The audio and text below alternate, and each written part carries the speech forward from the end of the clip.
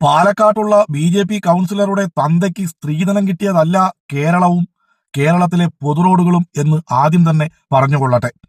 പ്രിയപ്പെട്ടവരെ, എല്ലാവർക്കും സുഖമാണെന്ന് വിശ്വസിക്കുന്നു. ഇന്നലെ കേരളത്തിന്റെ മണ്ണിൽ BJPയുടെ ഒരു തിട്ടൂരം നടന്നു. ആ തിട്ടൂരം നടത്തിയത് BJP ആരുടെ നേർക്കാണെന്ന് ചോദിച്ചാൽ പാലക്കാട്ടെ UDFന്റെ സ്ഥാനാർത്ഥി രമേശ് പിഷാരടിക്കെതിരെ. രമേശ് പിഷാരടി പാലക്കാട്ടത്തെ UDFന്റെ സ്ഥാനാർത്ഥിയാണ്.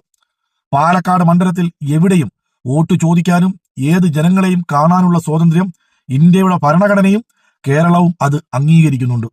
പക്ഷേ സംഘപരിവാറിന്റെ മുമ്പിൽ മുട്ടുമടക്കി ഗോൾവാർക്കറുടെ മുമ്പിൽ നട്ടല്ലു വളച്ച VD സതീശൻ നയിക്കുന്ന കോൺഗ്രസിന് BJPയുടെ മുന്നിൽ മുട്ടുവിറയ്ക്കും. ഇലക്ഷനുമായി ജനങ്ങളോട് വോട്ട് ചോദിക്കാൻ പോയ രമേശ് പിഷാരടിയെയാണ് ഒരു BJPയുടെ കൗൺസിലർ തടഞ്ഞത്.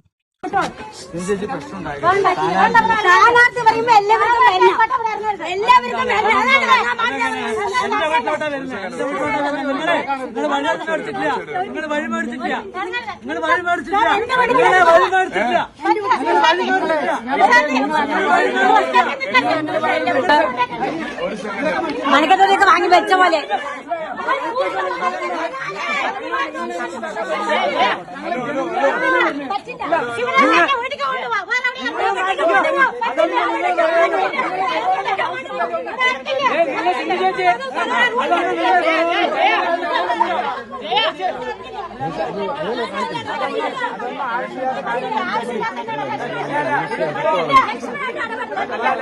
ഈ സംഭവം നടന്നിട്ട് ഏതാണ്ട് 12 മണിക്കൂർ കഴിഞ്ഞു.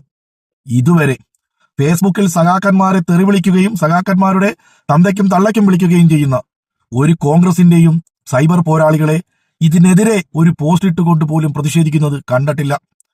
ഷാഫി പറമ്പിലിനെ പോലെ, VD സതീശനെ പോലെ, K സുധാകരനെ പോലെ ഒരു നേതാക്കളെയും അതിനെതിരെ പ്രതികരിച്ചും കണ്ടിട്ടില്ല. രാഹുൽ മാങ്കൂട്ടത്തിന്റെ ഗർഭത്തെ വെളുപ്പിക്കാൻ നടക്കുന്ന, രാഹുൽ മാങ്കൂട്ടത്തിനെ കെട്ടിപ്പിടിച്ച് ഫോട്ടോ എടുക്കാൻ നടക്കുന്ന ഒരു മഹിളാ കോൺഗ്രസുകാരെയും പ്രതിഷേധിക്കാനും പ്രതികരിക്കാനും കണ്ടില്ല. ആ പെൺ കൗൺസിലറുടെ കവാലക്കുറ്റി നോക്കി ഒരെണ്ണം കൊടുക്കാൻ കൈപൊങ്ങുന്ന ഒരു മഹിളാ കോൺഗ്രസ്, യൂത്ത് കോൺഗ്രസ് പ്രവർത്തകരെയും നമ്മൾ കണ്ടില്ല.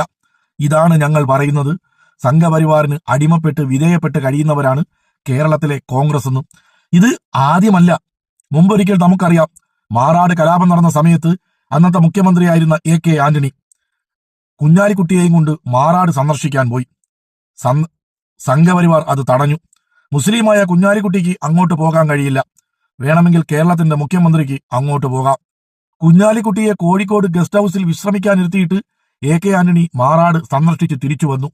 തൊട്ടടുത്ത ദിവസം അന്നത്തെ പാർട്ടി സെക്രട്ടറിയായ സഖാവ് പിണറായി വിജയനും ഇളമരം കരീമും VKC മുഹമ്മദ് കോയായും കൂടി മാറാട് സന്ദർശിക്കാൻ പോയി. ഇതേ തടയൽ അവിടെ സംഘപരിവാർ തടഞ്ഞു. പിണറായി വിജയന് വേണമെങ്കിൽ പോകാം, മുസ്ലിമായ ഇളമരം കരീമിനും മുഹമ്മദ് കോയയ്ക്കും പോകാൻ കഴിയില്ല. പിണറായി വിജയന്റെ തനി സ്വരൂപം പുറത്തെടുത്തിട്ട് മാറി നിൽക്കടോ എന്ന് പറഞ്ഞു. സംഘപരിവാർ വഴിമാറി ആ 2 മുസ്ലിങ്ങളെയും കൊണ്ട് അന്നത്തെ CPMന്റെ സംസ്ഥാന സെക്രട്ടറി സഖാവ് പിണറായി വിജയൻ മാറാട് സന്ദർശിച്ചു. സംഘപരിവാറിന്റെ മുമ്പിൽ കുനിഞ്ഞു നിൽക്കാൻ മുട്ടിൽ ഇഴയുന്നവരാണ് കോൺഗ്രസുകാർ.